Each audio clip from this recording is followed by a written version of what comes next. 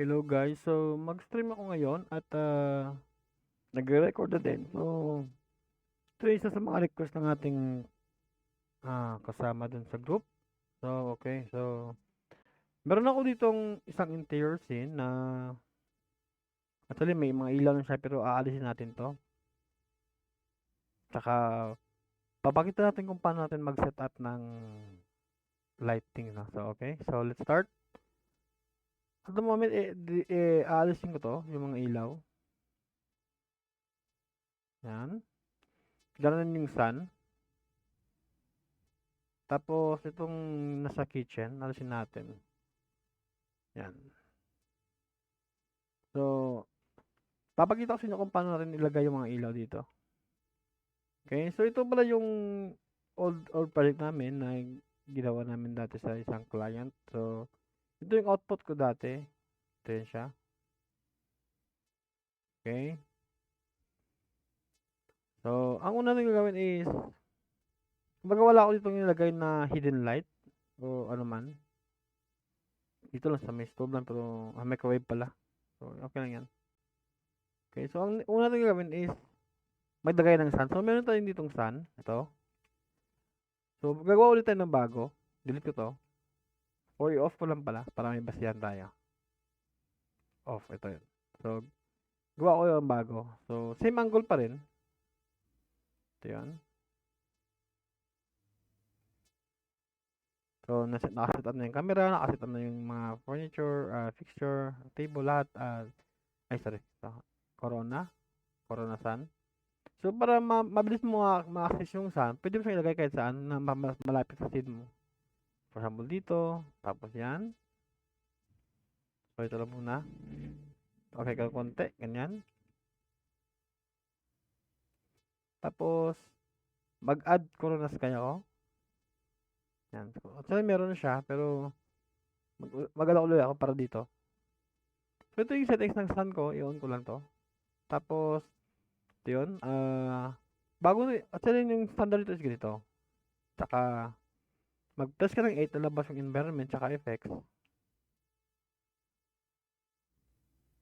So, ilagay ko siya dito. So, automatic na, tingnan mo. So, yun siya eh. Yan. Ito pala, iba pala yun. Okay, so ito yun siya. Kasi kung saan yung sun, pina-follow niya. You know? Okay, so after nyan, diba back sa basic siya. So, magpunta tayo sa camera. So, ito yun siya. So, camera 2 siya. So, see? Camera 2. So, ang bago natin siya i-finalize, mag-interactive reader muna tayo para makita natin, ma-adjust natin yung sun. Ito yun siya, yung frame buffer ng corona. Study ko to, lalabas to, start IR.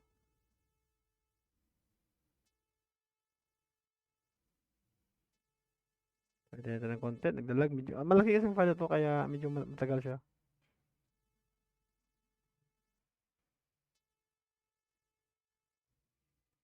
So, masyado siyang maliwanag, no? So, ang gagawin natin yan, para mabawasan yung ilaw niya, at saka maging smooth siya, no? Teka, may nais pa kasi ako dito eh.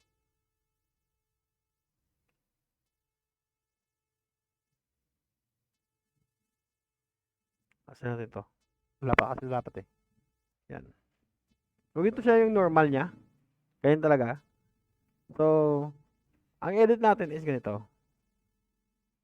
Ito na lang ba para mas mabilis mong makita. I think, hindi, tama yun. Doon na lang kasi kailangan din natin ma-edit ng post-production dito eh, later. So, ito na siya. Start IR. Ulitin natin. Yan. So, ang next na gagawin is M tayo. Mag-press M. Ito yun. Tsaka press mo H. Yan. Dito, habang naka-interactive ka, select mo to. Yan, mga ganito. So, lalabas ito yung Corona Sun. So, meron tayong dalawang sun, no? So, ang gagawin natin, ito lang yung isa. Yung 2 lang kasi ito yung bago eh. Yan. So, naka-active dito. Then, ang gagawin natin is bawasan natin, try natin muna ng 0.1. Kumbaga, laruin natin. Yan. make sure ninyo na kung ano yung intensity dito, ganun yung intensity dito. Pero, depende yan. Meron kasing mas malaki yung dito sa skylight, mas maliit dito. Parang ganun. Depende sa gusto ninyo. 0.1. Yan. For example, ang gusto ko 0.3. Yan. Tapos dito, in order na mag-soft yung shadow, ito yung kailangan mong increase. So, usually, ang ginagamit ko talaga dito is 8. Mag-soften yung shadow. Tapos, increase ko yung sun. Ng 0.3. Medyo mas, masakit na sa mata. Lang, 1. Tapos dito, so, I think okay na yun siya para sa akin. So, di ba, masyado pang madaling, no? So, ang gagawin natin, maglagay ito ng downlight. Okay? So, pause ko muna to. Stop ko pala. So, masyadong maliwanag yung, yung sky. Masyado siyang masakit sa mata. So, tayo natin ulit. Yan. So, bawasan din to. Tayo natin 0.2.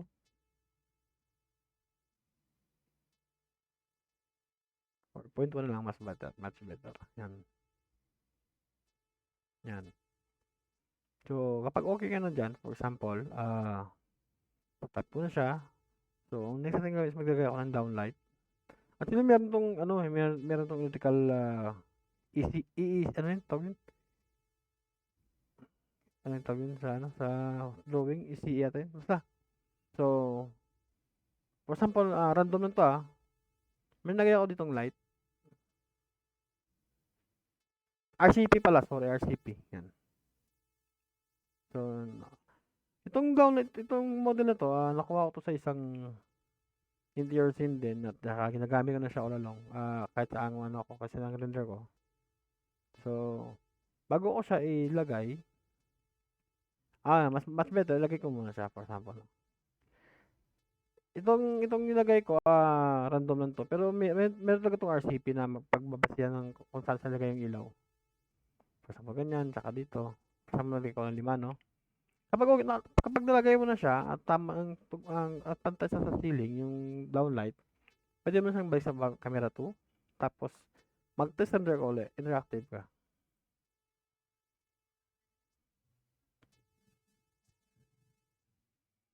Yan.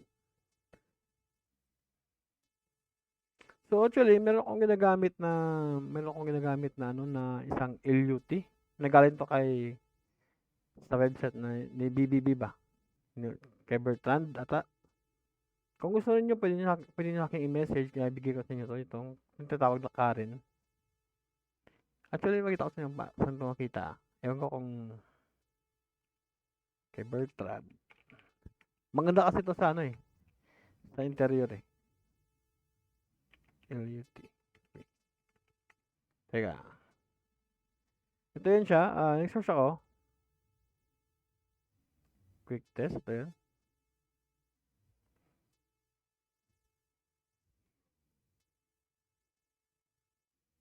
Ito yata yun Yan na pwede siya ma-download niya Ito, Karen. Basta meron siyang magandang LUT, pwede mo siyang i-download. So, kapag naka-activate ito, parang nilalasan niyo yung parang yung control yung white balance saka lumabas yung mga detail ng mga bawat yung bawat polygons. Yan. Kung exterior, hindi ito ginagamit kasi lumalabas yung pagka-bluish ng ng render pag night scene o dusk scene, minsan ginagawa ko dito is 0.5 lang, parang ganyan sa night scene ng exterior. Pero kapag exterior talaga, hindi ko gumagamit ito. Okay, so kung gusto mong i-edit yung, di ba naka-interactive tayo, no? Kung gusto mong i-edit yung yung downlight, click mo lang isa. Make sure ninyo na naka-instance to para isang edit lang sakop na lahat. Kasi siyempre, bawat download natin, isa lang naman ng wattage. Depende, meron kasing sa kabila 10 watts, sa kabila 5 watts, mga ganun ba? O kaya 15 watts, depende. Kaya nagbe-base talaga yan sa kung anong gusto nyong ilagay at saka sa specs ng kliyente. So, yan. Sorry. Ito pala, open ko lang. Hindi ko siya i-ungroup. Click ko to. Dahil naka-instant siya, pwede ko itong i-adjust. So, gusto ko siyang medyo hindi siya warm. Yan. Tapos, for example, gusto ko 50 lang. Yan. Medyo madilim ng konti. Uy, online ka. Alfred. Bro. So, yan. Tumatagal naman siya kasi hindi ko talaga, ano eh, hindi ko talaga dinidisable yung auto backup, auto save. Kasi importante yun sa akin. Yan. Gusto kong tasan yung lighting, medyo nagiging fake na siya para sa akin. So, try natin. Kasi minsan din naman talaga kailangan na masyadong maliwanag yung scene natin. So, nasa sa inyo yan kung paano mo siya tawag dito, i-set up pa yung kung content ka na ba, kung content ka na sa gusto mong lighting. So, yan. Gusto mo mag-add ng bloom? Ito yan. So, meron mo tayong kulang. Kulang natin is dito sa gitna, ilababa ng kitchen cabinets. Yung parang cove light niya. So, stop ko na siya. Top view. So, nakagawa na ako dito. Ito yun siya, mahaba. So, ginagawa ko na minsan, gagawa lang ako ng ilaw na corona light, tapos rectangle. Gaganyan ko lang, oh. Yan. Tapos, kapag hindi tama yung ano mo, dito mo mag-adjust. Hindi ko siya ginagamit, hindi ko ini-scale ba, hindi ko ginaganyan kasi gusto ko kasi yan accurate eh. Pero meron talagang sample no, kung gusto mo instance yung ano mo, instance yung ginagawa mo. Gumagawa ka to ganyan, for example, merong naka-L shape na cabinet, kitchen cabinet, ganyan. Pero naka-instance siya. Doon ako lang manual kasi para isang edit na lang, para mag-edit ka dito, nag-edit din dito, para ganyan. So, depende talaga. So, ito yun siya. Ito yung settings ko. Pwede nang laruin mamaya. Ganyan. Dito ko siya lagay. Front view ko. So, ano muna pala? Left view. So, dito siya sa pinakababa ng cabinet. Top view. Yan. Yan siya. So, hanggang end-to-end ng cabinet lang siya. Hide ko muna yung ceiling. Ito na yun. Ito. Teka. So, I think lagpas siya, no? So, gawin natin is teka. Tama. Mali ito. Dapat hanggang sa cabinet lang. Ito siguro yung mali ko last time. Tingnan ko yung rendering natin. Yun nga, ito yung mali, oh. Hindi dapat sa kliyente. Sorry. Okay naman sa kanya. Anyway. Buti na lang. Yan. So, once okay ka dyan, unhide ko yung ceiling, tsaka camera uli. Tapos, mag-test render ka uli.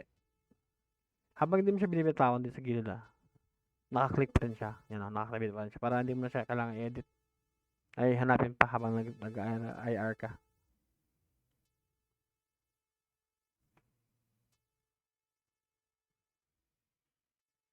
Yan. So, kapag ayaw mo ng ganitong masyadong maliwanag, pwede mo gumawasan dito. 5 lang. Ito pa isa sa mga maganda ng Corona. Actually, meron na sa lahat to. Itong highlight compression. Paano ko siya i-add? Dito lang. Ito yun o. Yan. So, standard niya is 1. So, para mawala yung burn out ng skin mo, hindi ako lumagpas sa 2. Hanggang 1.5 na talaga ako. Minsan 1.2 lang. Ay, sorry. 1.2 lang minsan. Yan. Tapos, adjust ko lang yung ilaw. Ganon din minsan.